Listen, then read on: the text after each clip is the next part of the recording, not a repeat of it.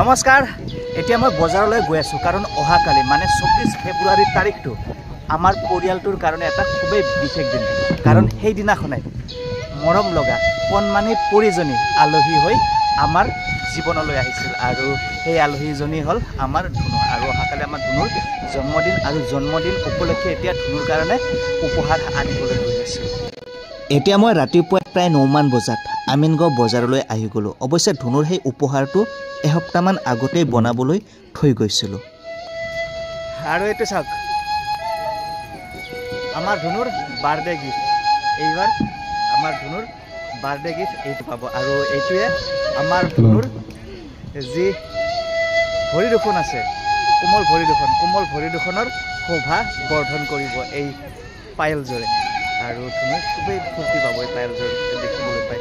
আৰু আমাৰ ধুনু আৰু মানুহজনী বেয়া খবৰটো যে ক'ম বুলি কৈছিলোঁ আপোনালোকক, মানুহজনী আৰু ধুনুজনী যোৱা বৃহস্পতিবাৰৰ পৰাই নাই কাৰণ আমাৰ ধুনুৰ ককাক ঢুকাইছে অহাকালি মানে 24 তাৰিখে তাৰ ভোজ আছে আৰু সেই উপলক্ষে 4-5 দিনমান আগতে ইতিমধ্যে ধুনু আৰু মানুহজনী মামাৰ ঘৰলৈ গৈছে আৰু আজি 23 তাৰিখ ৰবিবাৰ আজি মই গৈ আছোঁ। মই এতিয়া আমাৰ জয়গুৰু চকটোত আহিলোঁ আৰু এইটো হৈছে NH31 আৰু এফালে যদি চাই সেইফালে চিধাই সেইটো পাৰে IIT গুৱাহাটীলৈ যোৱা ৰাস্তা আৰু এতিয়া ইয়াতে বৰপেটালৈ যোৱা বাছত উঠি এতিয়া গৈ আছোঁ টিহুলৈকে আৰু এতিয়া বৰপেটাৰ বাছ এখনত উঠি লৈছোঁ। উঠি এতিয়া ৰঙিয়া পাই গ'লোঁ আৰু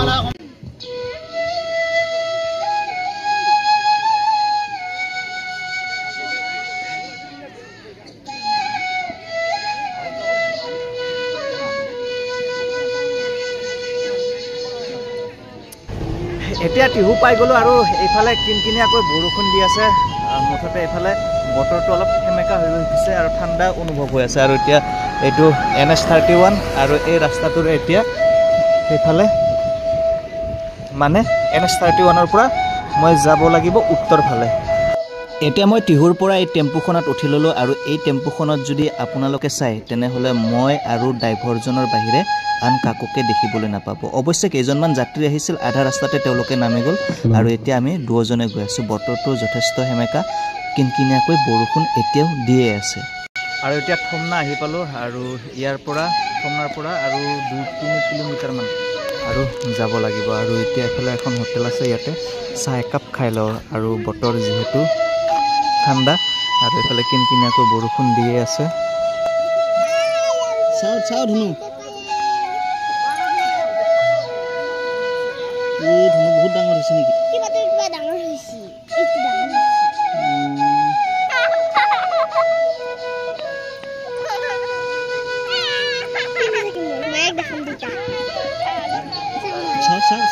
আৰু আমাৰ বাৰ্থডে গাৰ্ল ধুনু হেপী বাৰ্থডে জনালোঁ আমাৰ ধুনুৰ উপজা দিনত বহুত আন্তৰিক শুভেচ্ছা জনালোঁ আৰু অনাগত দিনবোৰ যেন আমাৰ ধুনুৰ ভালে কুশলে পাৰ হয় তাৰে কামনা কৰিলোঁ। আৰু এইফালে আমাৰ ধুনুৰ বাৰ্থডেৰ উপহাৰটো এইফালে চাওক, ঘড়ীৰ পায়েল ৰুনুক ঝুনুক ৰুনঝুন নুপুৰে মাতে কি হাজে কুহি পাতে ৰুনঝুন নুপুৰে মাতে কি হাজে কুহি পাতে মন মোৰ উৰি যায়।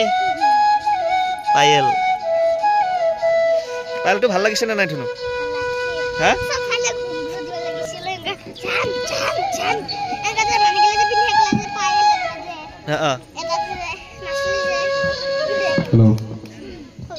মাত ওলাই আছে দেখোন, ইমান ধুনু মাত ওলাই আছে। ৰুনঝুন নুপুৰে মাতে কি হাজে কুহি পাতে না। আৰু এতিয়া ধুনুৰ মামা ঘৰত আছোঁ আৰু এইফালে আমাৰ ধুনুজনী আৰু আজি আমাৰ ধুনুৰ বিশেষ দিন মানে আজি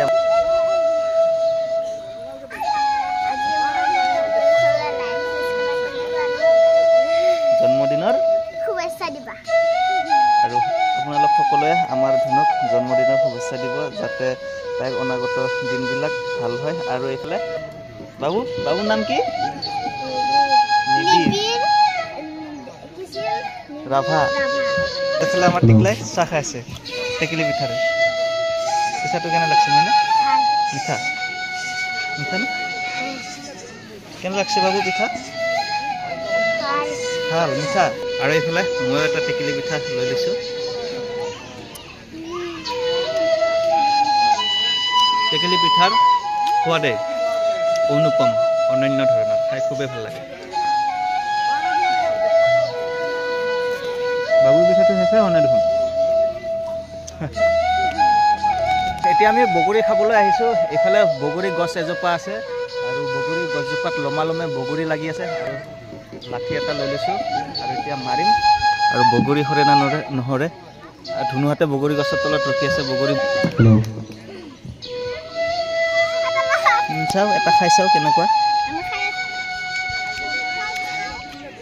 ধুনীয়া দেখোন সোৱাদটো বালিয়া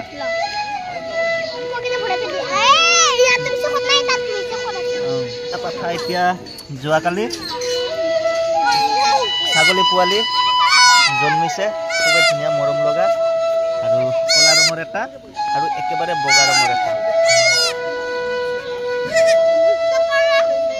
হা তিনিটা হৈছে আৰু এটা ক'ত আজি শহুৰ দেউতাৰ আদ্য শ্ৰাদ্ধ আৰু সেয়ে গাঁৱৰ মহিলাসকলে আহি ইয়াতে পাচলি কাটিবলৈ ইতিমধ্যে আৰম্ভ কৰিছে আৰু এইফালে যদি চাই একেলগে 4টা চৌকাত ভোজৰ ব্যৱস্থা কৰি থকা হৈছে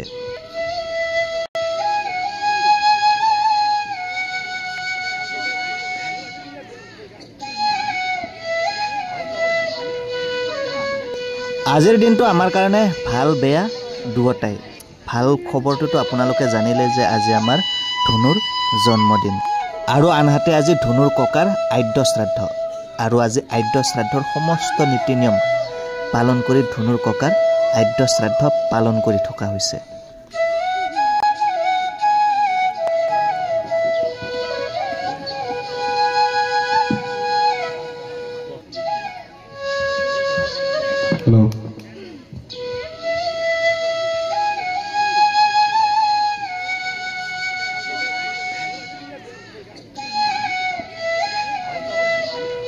আজি 26 তাৰিখৰ ৰাতিপুৱাৰ প্ৰায় 10টামান বাজিছে আৰু এই বেটাৰী গাড়ীখনত মই মানুহজনী আৰু ধনুজনী তিনিওজনে মিলি এতিয়া আমি ঘৰলৈ যাবলৈ ওলাইছোঁ